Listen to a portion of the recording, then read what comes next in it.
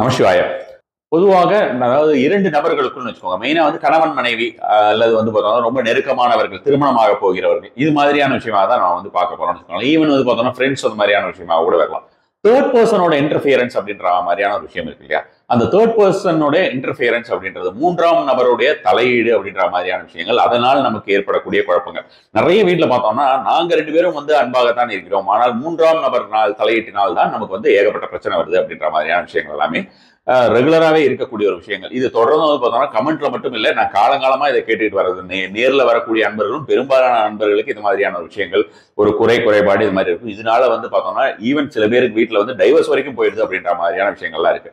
So இந்த விஷயத்தை தவிர்ப்பதற்கு என்ன செய்ய வேண்டும் அப்படின்ற மாதிரியான விஷயமா தான் பார்க்க போறோம். பர்டிகுலர்லி ஃபார் ரிலேஷன்ஷிப் இஷ்யூ அப்படின்ற மாதிரியாக ரிலேஷன்ஷிப் மெயினா நான் சொல்ற மாதிரி ஒரு கணவன் மனைவி ஆகட்டும் அல்லது வந்து பார்த்தோம்னா அவங்களுடைய திருமணமாக போகிறவர்கள் அப்படின்ற மாதிரியான நபர்களாக இருக்கட்டும், அது மாதிரியான நபர்களுக்கு தேர்ட் பர்சனோட இன்டர்ஃபியரன்ஸே சுத்தமா இல்லாமல் அதனால வந்து உங்களுக்கு நிறைய தொல்லைகள் ஏதாவது ஏற்படுத்தி கொண்டிருந்தால் அந்த விஷயங்கள் எல்லாம் தீர்வதற்கு அப்படின்ற மாதிரியான விஷயங்களாக நம்ம வந்து பார்த்துக்கலாம். இதுல வந்து மெயினா ஒரு முக்கியமான விஷயத்தை நீங்க கவனிக்க வேண்டியது, அந்த நபருடைய போட்டோ உங்களுக்கு கண்டிப்பா வேணும். அதனால நீங்க வந்து நோன் பர்சனா இருந்தாதான் இந்த ஒரு விஷயத்தை செய்ய முடியும்னு வச்சுக்கோங்களேன். சில பேர்லாம் வந்து பார்த்தோம்னா வேற யாரையாவது நினைச்சுப்பாங்க, அவங்க 3வது இவங்களாலதான் இவங்க வந்து இந்த மாதிரி பண்றாங்க, அவங்க சொல் பேச்சு கேட்டு நடந்துதான் இவங்க இப்படி பண்றாங்க, அந்த மாதிரியான விஷயமாக எல்லாம் நினைத்து அப்படி செய்யறதுனால வந்து இது பலன் கிடைக்காது. போட்டோ கண்டிப்பாகவே வேண்டும். ஒரு சின்ன ப்ராசஸ் இருக்கு, அந்த ஒரு ப்ராசஸ் நீங்க செய்யணும். ஒரே ஒரு முறை செய்தால் போதுமானது. அதுக்கப்புறம் 15 நாள் கழிச்சு தேவைப்பட்ட செய்யலாம். சில பேருக்கெல்லாம் பார்த்தோம்னு வச்சுக்கோங்களேன், ரொம்ப சின்ன விஷயமாக இருக்கும். அது வந்து அதாவது சின்ன விஷயம் அப்படின்னா அவர்களுக்கு அந்த ஒரு விஷயத்தை பற்றி மிகப்பெரிய ஒரு பிரச்சனை அப்படின்ற மாதிரியான விஷயமா இருந்தாலும் அது தீர்வு அப்படின்றது ரொம்ப சுலபமானதா இருக்கும். அந்த மாதிரி வரவங்க ஒரு சில பேர்கிட்ட ஒரு சில வார்த்தைகள், ஒரு சில எண்கள் அப்படின்னு கொடுத்து விட்டுட்டு அந்த மாதிரி தேர்ட் பார்ட்டி இன்ஃபுளுன்ஸ் அப்படின்ற மாதிரியான விஷயங்கள் எல்லாம் நிறைய பேருக்கு போயிருக்கு. ஒரு சிலருக்கு வந்து பார்த்தோம்னா தனிப்பட்ட முறையில அந்த தேர்ட் பார்ட்டி அப்படின்றவருடைய நபராகட்டும், இவங்க வீட்டிலே ஆகட்டும், வேற சில விஷயங்களாகட்டும் ரொம்ப ஸ்ட்ராங்கா இருக்கும். அந்த மாதிரி ஸ்ட்ராங்கா இருக்கக்கூடியவங்க எல்லாம் வந்து பார்த்தோம்னா நம்ம இந்த மாதிரியான ஒரு விஷயமோ அல்லது வந்து வெறும் எண்களை வைத்தோ சரி செய்ய முடியாது. அவர்களுடைய சுய விஷயங்களை பார்த்து தான் அது மாதிரியான விஷயமா செய்ய முடியும்.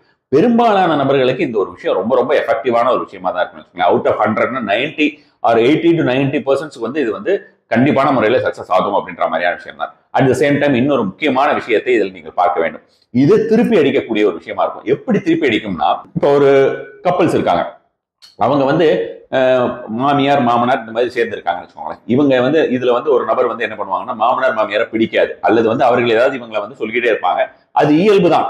அந்த ஒரு விஷயம், அதாவது மாமனார் மாமியார் இயல்பு தான் அப்படின்றது ஒரு சில பேர் வீட்டுல அது இயல்பு தான். அது வந்து அந்த மாதிரி சொல்றது கரெக்ட்னு நான் சொல்ல வரல.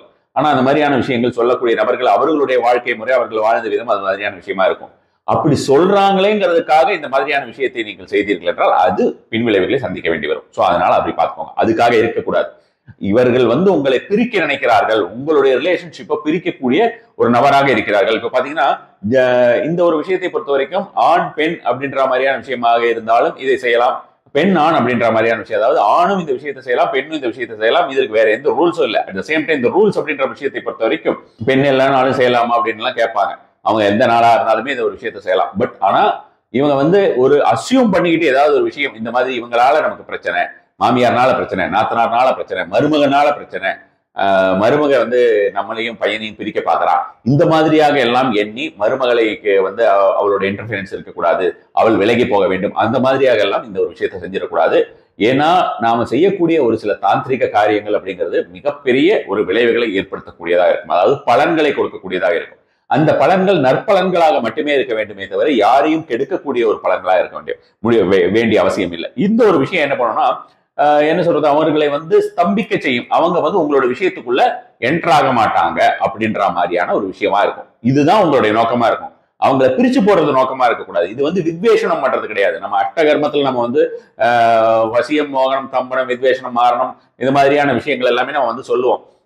அது மாதிரி வந்து பார்த்தோம்னா இந்த ஸ்தம்பனம் அப்படிங்கிறது அவங்களை ஸ்டாக்னண்டா அவங்களை ஒரு இடத்துல நிறுத்தி வைக்கிறது, உங்களுக்குள்ள இருக்கக்கூடிய விஷயங்கள்ல அவங்க இன்டர்ஃபியர் பண்ணாம இருக்கிறதுக்கு தானே தவிர அவர்களை வந்து பிரிப்பதற்காக அல்ல அப்படிங்கிறதை நீங்கள் நன்றாக ஞாபகத்தில் வைத்துக் கொள்ளுங்கள். சோ அவங்க வந்து எந்த ஒரு காரணத்தை கொண்டும் உங்களுக்குள்ள தலையிடக்கூடாது. அது மாதிரியான விஷயமா தான் பார்க்கணும். இது ஈவன் வந்து பாத்தீங்கன்னா உங்க ஹஸ்பண்ட் வேற ஏதாவது ஒரு நண்பர்களுடன் சேர்ந்து அவர் வந்து உங்களுக்கு பிடிக்காத சில செயல்களில் ஈடுபடுறாரு. அதாவது நிறைய பேர் பாத்தீங்கன்னா பெண்கள் என்ன இருக்கணும், ஃப்ரெண்ட்ஸ் கூட சேர்த்துட்டாங்கன்னா அவர் வந்து மனைவியவே மறந்துடுவாங்க, கண்டுக்கவே மாட்டாங்க. அதே மாதிரி வந்து பார்த்தோம்னா அவங்க சொல்றத பேச்சு கேட்டு நடந்துக்கிறாங்க. அவங்க ஃப்ரெண்டு சொல்றதெல்லாம் கேட்டு அதுக்கு தகுந்த மாதிரி வீட்டுல வந்து நடந்துக்கிறாங்க. இப்படி எல்லாம் நிறைய விஷயங்கள், வெவ்வேறு விதமான விஷயங்கள். ரிலேஷன்ஷிப்ங்கிறதே ரொம்ப ஒரு வித்தியாசமான விஷயம் அல்லவா, அதாவது பல்வேறு விஷயங்களை உள்ளடக்கிய விஷயங்கள். அது மாதிரி இருக்கும்போது நம்ம ஒவ்வொரு காரியத்துக்குமே இப்ப இந்த மாதிரியான விஷயம் எதுக்கெல்லாம் செய்யலாம் செய்யக்கூடாதுன்னு சொல்றதுக்கே ஒரு மணி நேரம் ஆகும் போல இருக்கு. நம்ம நேரடியாக விஷயத்துக்கு வந்து விடலாம். இந்த ஒரு விஷயத்தை பொறுத்த வரைக்கும் உங்களுக்கு தேவை வசம்பு. நீங்கள் தேர்ந்தெடுக்க வேண்டிய நாள் சனிக்கிழமையாவது அல்லது செவ்வாய்க்கிழமையாவது செய்யலாம். இரவு நேரத்தில் செய்யறது நல்ல ஒரு பலன் தரக்கூடியதா இருக்கும். உங்க வீட்டு பாத்ரூம்லயோ டாய்லெட்லயோ செய்யணும்னு வச்சுக்கோங்களேன்.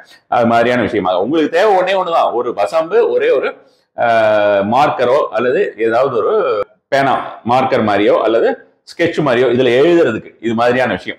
ஆனா இப்படி நீங்க இந்த டாய்லெட்குள்ள போய் நீங்க செய்யறதுக்கு முன்னால ஒரு விஷயம் இருக்கிறது. அந்த ஒரு விஷயத்தை ஞாபகத்தில் வைத்துக் கொள்ளுங்கள். தனியாக உட்கார்ந்து விட வேண்டியது, அவங்களுடைய போட்டோ வச்சுக்க வேண்டியது.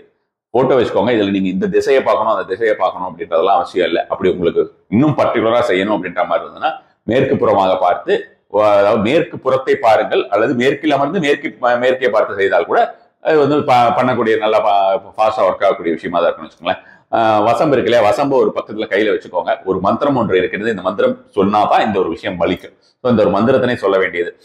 அந்த மந்திரத்தினை சொல்வதற்கு முன்னால் அந்த போட்டோ சொன்னேன் இல்லையா, இந்த மாதிரி ஏதாவது ஒரு மொபைல்ல, உங்களுக்கு மொபைல்ல வந்து போட்டோ இருக்கும் இல்லையா, அந்த மாதிரியான மொபைல்ல ஒரு போட்டோ வச்சுக்கோங்க. ஏதாவது ஒரு போட்டோ எடுத்துட்டு அந்த போட்டோவை வந்து நீங்க பார்த்துக்கிட்டே செய்ய வேண்டியதான்னு வச்சுக்கோங்களேன்.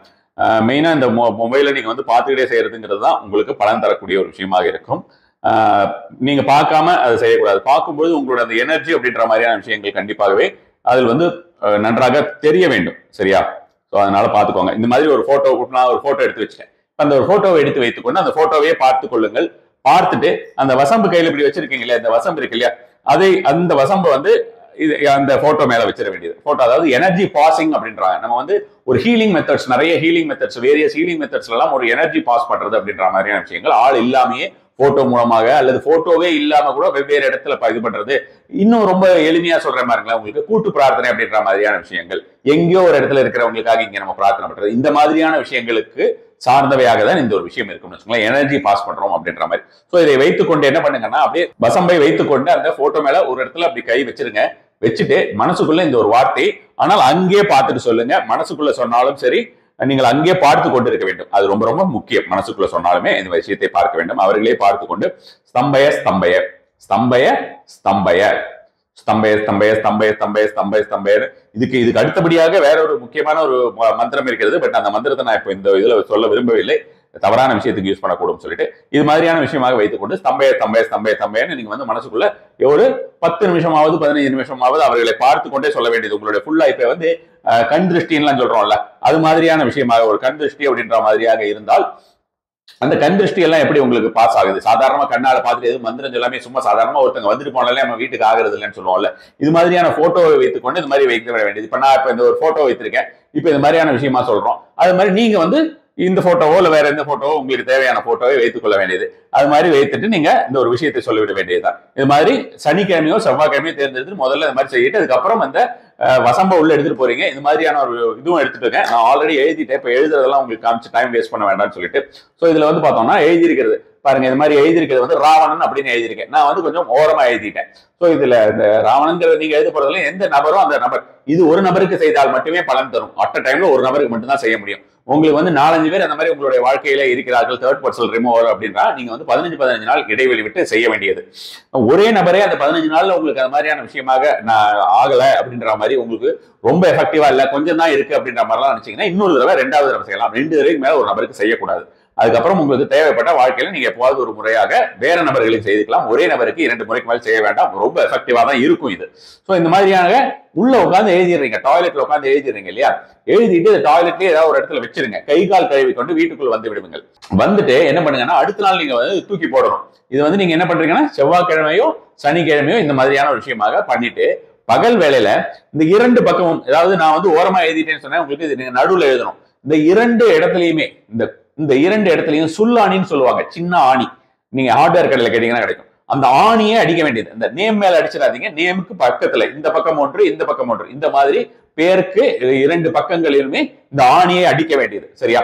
இது மாதிரியாக அடித்து விட்டு அதை எடுத்து கொண்டு போய் ஏதாவது ஒரு இடத்துல தூரமா இடத்துல போட்டுருங்க. உதாரணத்துக்கு இப்போ உங்க வீட்டுல இருந்து குறைஞ்சது ஒரு 5 கிலோமீட்டர் 6 கிலோமீட்டர் அல்லது வந்து குறைந்தபட்சம் ஒரு 4 கிலோமீட்டராவது இருக்கிற மாதிரியான இடத்துல போயிட்டு குப்பைக்குள்ள இருக்கிற இடத்துல தூக்கி எறிஞ்சிட்டு திரும்ப வீட்டுக்கு வரும்பொழுது கைகள் கால்களை கழுவி கொண்டு முகம் கழுவிட்டு தலையில வாட்டர் கொஞ்சம் ஸ்பிரிங்கிள் பண்ணிட்டு நீங்க வந்து உங்க வேலையை பார்க்கலாம். அந்த நபர் நீங்கள் செய்த அன்றே உங்கள் வீட்டுக்கு வந்தாலும் தவறு கிடையாது, அல்லது உங்க வீட்டுக்குள்ளேயே தான் இருக்காரு அப்படின்ற மாதிரி இருந்ததுனாலும் பரவாயில்ல. நீங்க பாட்டுக்கு உங்க வேலையை பாருங்க. சுவாமி மாடத்துல உட்காந்து நீங்க விளக்கேற்றி வச்சுட்டு சுவாமியை நன்றாக பிரார்த்தனை செய்து கொள்ளுங்கள். ஒரு விஷயம் செய்திருக்கோம், இந்த விஷயம் என் வாழ்வில் கண்டிப்பான முறையில நல்லபடியா நடக்க வேண்டும் அப்படின்ற மாதிரியாக பிரார்த்தனை செய்து கொண்டு ஒரு நல்ல மனதுடன் நீங்க வேற ஏதாவது ஒரு சோத்திரம் படிக்கிறதுனா ஏதாவது ஒரு மந்திரங்களோ ஏதாவது ஒரு விஷயங்களை சொல்லிவிட்டு நீங்க பாட்டுக்கு உங்க வேலையை பார்க்கலாம். இந்த ஒரு விஷயத்தை அந்த ஒரு மந்திரத்தினை இந்த போட்டோ வச்சு செய்யறதுங்கிறது நான் சொன்ன மாதிரி ஒரு நபருக்கு 2 முறை தான் செய்யலாம். 15 நாட்கள் விட வேண்டும். அதுக்கப்புறம் தான் இன்னொரு முறை செய்ய வேண்டும். மொத்தம் 2 டைம். இன்னொரு நபருக்கு நீங்க செய்யறீங்க, ஃபர்ஸ்ட் டைம் நீங்க செஞ்சுட்டு 15 டேஸ்க்குள்ள உங்களுக்கு முடிஞ்சிருச்சு அப்படின்னா இன்னொரு அடுத்த 15 டேஸ்க்கு நீங்க செய்யணும்னு நினைக்கிறீங்கன்னா அதை நாளே குறித்துக் கொள்ளுங்கள். 15 நாள்ல உங்களுக்கு அந்த சனிக்கிழமை அப்படிங்கிறது வரல, ஒரு நாள் தள்ளி வருது அப்படின்ற மாதிரி இருந்ததுன்னா பரவாயில்ல. 16 நாள் 14 நாளா இருக்கக்கூடாது. அதனால ஞாபகம் வச்சுக்கோங்க. சனிக்கிழமையோ செவ்வாய்க்கிழமையோ வாட் எவர் இட் இஸ் செய்யறீங்க அப்படின்ற மாதிரி இருந்ததுன்னா அது இன்னொரு நபருக்கு செய்யலாம். அது மாதிரியாக கொஞ்சம் கொஞ்சம் உங்களுக்கு ரிலீஃப் கிடைக்க ஆரம்பிச்சிருச்சுனாலே உங்களுக்கு வந்து ஒரு இண்டிகேஷன் வர ஆரம்பிச்சிருச்சுன்னு வச்சுக்கலாம். ஒவ்வொரு விஷயமாக நீங்க விலக ஆரம்பிக்க போகுது, உங்களோட அந்த இன்டர்ஃபியரன்ஸ்ங்கிறது அவங்க நகர்ந்து போயிடுறாங்க அப்படின்ற மாதிரியான விஷயமாக கண்டிப்பான முறையிலே நீங்கள் அதை நினைத்துக் கொண்டு அதற்குண்டான அடுத்தவர்கள் வேற யாராவது அந்த மாதிரி லைஃப்ல இருந்தா செய்யலாம். இல்லைன்னா திரும்ப திரும்ப செஞ்சுட்டு இருக்க வேண்டாம். நம்ம பாட்டுக்கு நம்மளுடைய மற்ற வேலைகளை பார்க்கலாம்னு வச்சுக்கோங்களேன். ரொம்ப எஃபெக்டிவான ஒரு பரிகார முறை இது. செய்து பலனடையுங்கள். கண்டிப்பான முறையில உங்களுக்கு எந்த அளவுக்கு எஃபெக்டிவா இருந்ததுங்கிறது எனக்கு அடுத்த ஒரு வீடியோலயோ அல்லது வந்து ஃபியூச்சர்ல எந்த டைம்ல உங்களால முடியுமோ அந்த டைம்ல நீங்க கமெண்ட் பண்ணுங்க. நமஸ்கார்.